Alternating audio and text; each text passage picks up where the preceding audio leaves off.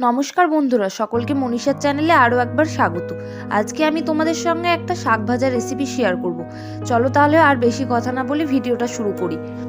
তোমাদের তো বলাই হয়নি আজকে যে রেসিপিটা শেয়ার করব সেটা কোন শাকের রেসিপি। এটা হচ্ছে মূলোর শাক। মূলোর শাকটাকে আমি ছোট ছোট করে কেটে নিয়েছি, যেভাবে শাক ভাজার জন্য শাক কাটা হয়। কেটে নেওয়ার পরে কড়াইতে লেবুন দিয়ে কড়াইটা উনুনে বসিয়ে দিয়েছি। তারপরে কড়াইতে জল দিয়ে ও পরিমাণ মতো লবণ দিয়ে শাকটাকে আমি অল্প একটু সিদ্ধ করে নিলাম। শাক তো আমরা অনেকে খেয়েছি, ছোলার শাক, লাল শাক, কিন্তু মূলোর শাক সেটা হয়তো আমরা অনেকে নাও খেয়ে থাকতে পারি। শহরে অঞ্চলে মূলোর শাক খুব একটা পাওয়া যায় না। গ্রামে যেহেতু যারা থাকে তাদের জমিতে চাষ হয়, তো তারা মূলো এবং মূলোর শাক খুবই সহজে পেয়ে যায়। তো আজকে আমি তোমাদের এই মূলোর শাক কীভাবে সহজভাবে রান্না করতে হয় সেটাই তোমাদের সঙ্গে শেয়ার করব।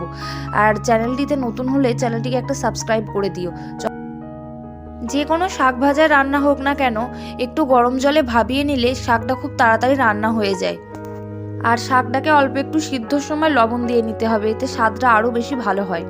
বেশিক্ষণ সিদ্ধ করব না, ওই 1 মিনিট মতোই সিদ্ধ করব, না হলে আবার বেশি গলে গেলে ভালো লাগবে না।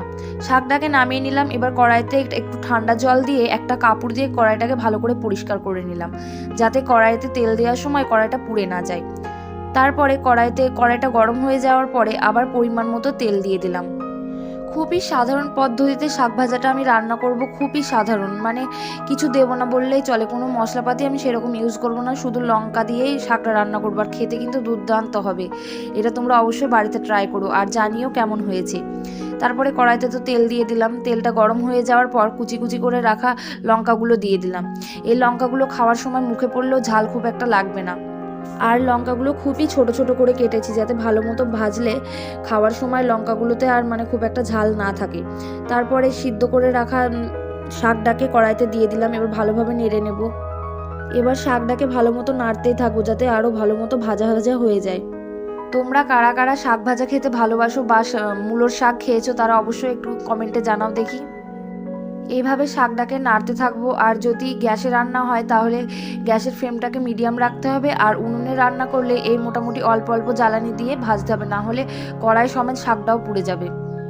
যে কোনো সবুজ সবজি শরীরের পক্ষে খুবই উপকারী, আবার সেই ক্ষেত্রে যদি শাক ভাজা হয় তাহলে তো আরও ভালো। তাই তোমরা অবশ্যই এটা বাড়িতে বানিও। যে কোনো শাকই হোক অবশ্যই খাওয়ার চেষ্টা করো। অনেকে খেতে চায় না শাক ভাজা, কিন্তু স্বাস্থ্যের পক্ষে খুবই ভালো। চেষ্টা করতে হবে অল্প অল্প করে খাওয়ার অভ্যেস করার।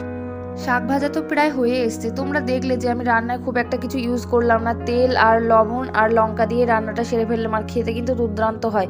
শাক ভাজা বেশি কিছু ইউজ না করলেও শাক ভাজা কিন্তু খেতে বিশাল ভালো হয়। তোমাদের এই ভিডিওটা কেমন লাগলো তা তো অবশ্যই কমেন্টে জানাবে। আর চ্যানেলে নতুন হয়ে থাকলে চ্যানেলটিকে একটা সাবস্ক্রাইব এবং লাইক কমেন্ট শেয়ার করে দিও। আর চ্যানেলটির সঙ্গে যুক্ত থাকার জন্য পাশে থাকা বেল আইকনটিকে অবশ্যই প্রেস করে দিও। যাই হোক, শাক ভাজা হয়ে যাওয়ার পরে আমি একটা থালায় শাক ভাজাটা তুলে নিলাম। এই যে দেখো কেমন দেখাচ্ছে। তো এই ছিল আজকের ভিডিও, মূলোর শাক ভাজা। এই হচ্ছে আমাদের গ্রামের প্রতিদিনকার দেশি জুগাড়। তো গরম গরম ভাতে গরম গরম শাক ভাজা, সে তো আর কোনো কথাই হবে না। দেখলে আর কি করে বুঝবে, চটপট যাও আর বাড়িতে বানিয়ে নাও। আর কেমন হয়েছে তা তো কমেন্টে অবশ্যই জানাবে। তো আজকের মতো বিদায় নিই, দেখা হবে আবার নতুন কোনো ভিডিও। সকলকে জানাই শুভ বিদায়, সকলে ভালো থাকবে।